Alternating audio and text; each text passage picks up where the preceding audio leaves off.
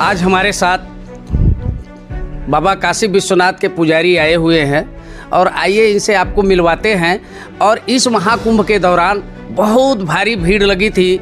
बाबा का एक झलक पाने के लिए लाखों लाख श्रद्धालु 5 से 10 घंटे लाइन में खड़े होकर इंतजार करके दर्शन करते थे। तो आइए हम इनसे जानते हैं वह कैसा स्वरूप था सनातन धर्म का, जिसमें लोग लाइन में खड़े थे और थक नहीं रहे थे। आपका शुभ नाम क्या है? हर महादेव। ज्ञानेश धर द्विवेदी, नाम द्विवेदी, श्री काशी विश्वनाथ मंदिर, शास्त्री। ज्ञानेश जी, ये बताएं, महाकुंभ के दौरान भारी भीड़ देखी गई, पूरे उत्तर प्रदेश में जनसैलाब ही नजर आया और बाबा विश्वनाथ का दर्शन करने के लिए भारी भीड़ देखी गई। बहुत सारे वीडियोज वायरल होते थे, वो हम लोग देखते थे, लोग डरते थे, नहीं पहुंच पाते थे। आपका एक्सपीरियंस कैसा रहा वहाँ का? वहाँ पे जो है बाबा के विश्वनाथ जी की नगरी में एक श्लोक के माध्यम से उसको जताया जा सकता है। गंगा तरंग रमणी यजटा कलापम गौरी निरंतर विभूषित वाम भागम नारायण प्रियमनं बदापहारम वाराणसी पुरपतिम भज विश्वनाथम।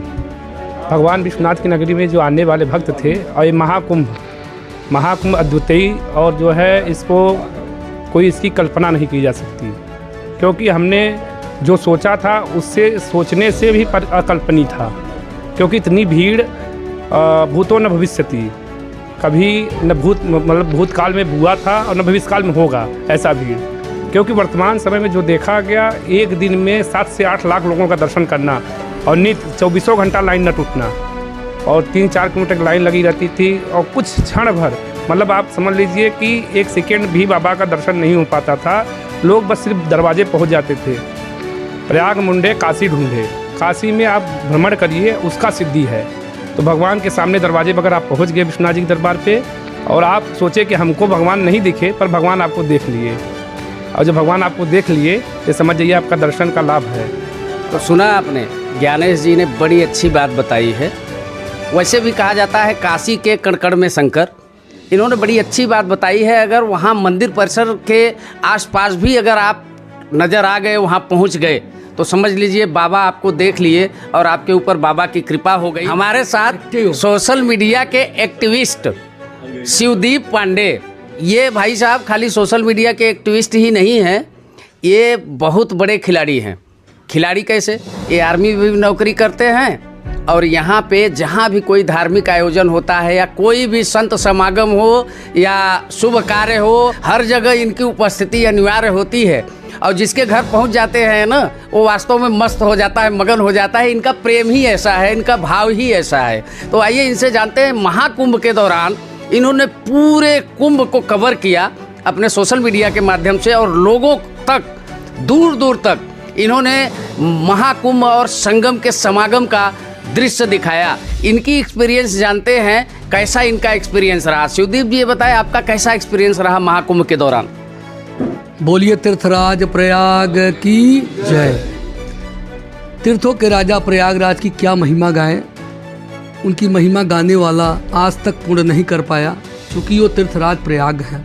वहाँ रात दिन करोड़ों से करोड़ों श्रद्धालु आते थे। रात दिन, जो कहते हैं कि 10 के बाद या 12 के बाद गंगा स्नान नहीं करना चाहिए, लेकिन रातों दिन त्रिवेणी संगम प्रयागराज में श्रद्धालु स्नान करते रहे। 12 किलोमीटर, 14 किलोमीटर, 17 किलोमीटर की यात्रा पैदल। क्या बूढ़े, क्या बुजुर्ग, क्या बालक, ऐसे सब गठरी मूड़े पे सर पे रख रख के सब एक ही ललक थी कि उस अमृतमयी जल में हम भी एक डुबकी लगा लें। ऐसी जो भी थोड़ी भी आस्था लेके गया, वो जरूर उस अमृत का पान किया और स्नान किया। और सबके माँ भगवती गंगा, यमुना, अदृश्य सरस्वती मैया सबके जीवन को मंगलमय करेंगी। जैसे होता नहीं, हवा दिखता नहीं है लेकिन हवा का भास होता है, ठीक उसी प्रकार से लोग स्नान तो करके गए। लोगों को लगा कि कुछ मिला नहीं, लेकिन उन सबको सब कुछ मिल चुका है। जो ये सोच रहे हैं कि वहाँ जाने से क्या फ़ायदा है। बहुत से श्रद्धालु तो ऐसा कह करें वहाँ बहुत भीड़ है, वहाँ जाके करेंगे क्या। अरे यहीं से आप दर्शन कर लीजिए, यहाँ गंगा है, स्नान कर ले। अरे हर जगह का, हर स्थान का अपना एक अलग महत्व है। इसलिए ये ना कहिए कि गंगा स्नान करना या गंगा दर्शन करना कोई बहुत बड़ी बात नहीं, बहुत बड़ी बात है। गंगा दर्शनार्थ तव मुक्ति, गंगा दर्शन मात्र से मुक्ति होती है। अगर गंगा स्पर्श कर लिए, गंगा का साक्षात जल पा गए तो आपका जीवन तो ऐसे ही कृतार्थ हो गया, धन्य हो गया। आपके जन्म जन्मांतर के पुण्य जो हैं वो फल गए वहाँ पर। तो आइए, हम कहते भी गए अपने लाइफ में, जन्म जन्मांतर के पुण्य फले, आओ हम सब महाकुंभ चलें। ये नारा हमने सदैव देते रहे और सदैव देते आएंगे। और तीर्थराज प्रयाग अभी हैं और वहीं पे आजीवन रहेंगे। जो भी अभी तक स्नान न कर पाए हों उनसे करबद्ध निवेदन है आपके चैनल के माध्यम से कि वो आएँ, स्नान करें, वही प्रतिफल उनको प्राप्त होगा जो आज महाकुंभ में लोग स्नान करके गए।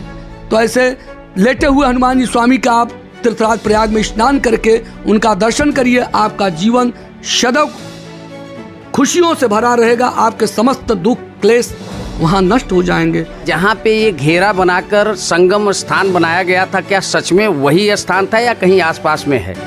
हम आपके चैनल के माध्यम से बताना चाहते हैं, जिन्होंने जो आस्था से कहीं भी 7-8 किलोमीटर के रेंज में जहाँ भी स्नान किए हों, ये मत कहें कि हम संगम में ही स्नान किए हैं। जो वहाँ गया है संगम में ही स्नान किया है, वो भूल के न कहे कि हम गंगा नहाए हैं, यमुना नहाए हैं। सब कोई संगम स्नान किया है। जो जितनी मेहनत किया है उसके मेहनत अनुसार उसको जरूर मैया प्रतिफल देंगी। और वहाँ पे साक्षात विराजमान अक्षयवट भगवान हैं, जिनका दर्शन मात्र से आपके जीवन में कभी अक्षय नहीं हो सकता। आपका सदैव जयकारा लगेगा। साक्षात लेटे हुए हनुमान जी स्वामी वहाँ पे विराजमान है। कहीं आपका कहना ये तो नहीं है कि जो जैसा मेहनत करके घाटों पे पहुंचा उसको उतना ही अमृत मिला? बिल्कुल बिल्कुल वही, जो जितनी मेहनत किया है उसको उतना प्रतिफल मिलेगा और जरूर मिला भी है। हम आपसे कहें, संगम नोज जो बनाया गया था वहाँ आप आभास करेंगे संगम नोज पे ही संगम नोज है।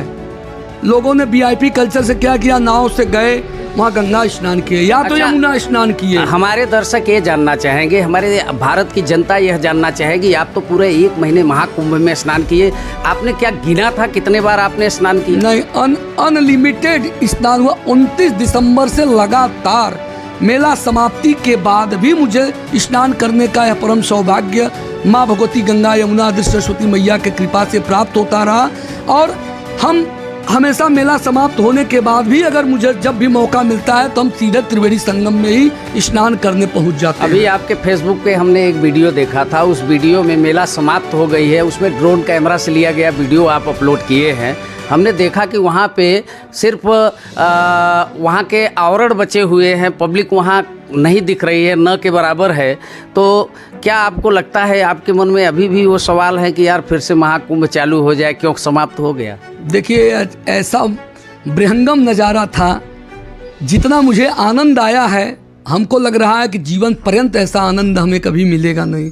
क्योंकि त्रिवेणी संगम में इतनी भीड़ होते हुए भी मुझे इतनी सरलता और सुगमता से मुझे त्रिवेणी संगम तक पहुंचने का यह परम सौभाग्य प्राप्त होता रहा। मैं अपने परिवार के साथ, अपने इष्ट मित्रों के साथ, जो मुझे याद किया कि मुझे त्रिवेणी संगम में स्नान करना है, थोड़ी भी मदद के लिए गुहार किया होगा तो हम तीर्थराज प्रयाग तक उसको पहुंचाने का हमने प्रयास किया और प्रयास में सफलता भी हमको मिलती रही। ऐसा मौका हम तो हमेशा चाहते हैं कि ऐसी भीड़ और ऐसी नजाकत हमेशा हमको प्राप्त होती रहे, श्रद्धालु आते रहें, ऐसे ही लोगों के साथ हर हर गंगे हम कहते रहें और तीर्थराज प्रयाग में ऐसे आस्था की डुबकी लगाते रहें। बोलिए तीर्थराज प्रयाग की जय। तो सुना आपने, ये थे शिवदीप पांडे जी। इन्होंने तीर्थराज प्रयाग की ऐसी महिमा बताई कि कोई किसी को बहुत बताने और समझाने की ज़रूरत नहीं है। लेकिन एक बात मैं ज़रूर बोलना चाहूँगा कि प्रयागराज में जो भी लोग व्यापार किए थे, रोजगार किए थे, उन लोगों को नींद नहीं आ रही है। वो काफ़ी पछता रहे हैं, क्योंकि वहाँ के रोजगार की वजह से कई लोग करोड़पति बन गए। एक नाविक थे, उनकी नाव चलाने की संस्था चलती थी, पूरी कंपनी चलती थी, सैकड़ों नाव उनके पास थे, उन्होंने 30 करोड़ रुपया कमाया। इसी तरह एक जौनपुर का लड़का दातुन बेचकर लखपति बन गया।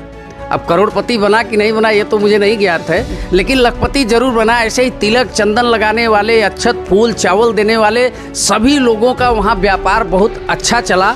आज वो लोग पछता रहे हैं। कई लोगों से हमारी बात हुई तो उन्होंने कहा कि बहुत पछता रहे हैं। शिवदीप जी और कुछ बोलना चाहते हैं, जरा इस पे भी गौर फरमाएं। एक अनुभव मुझे हुआ तीर्थराज प्रयाग में, वहाँ कमाने सब गए थे। तीर्थराज प्रयाग कमाने का स्थान था, जो जैसा चाहा वैसा कमाया। कोई पैसा कमाया, कोई धर्म कमाया, कोई पुण्य कमाया, कोई पाप कमाया, कोई जो जिस तरीके का जो चाहा वो वहाँ पे प्राप्त हुआ।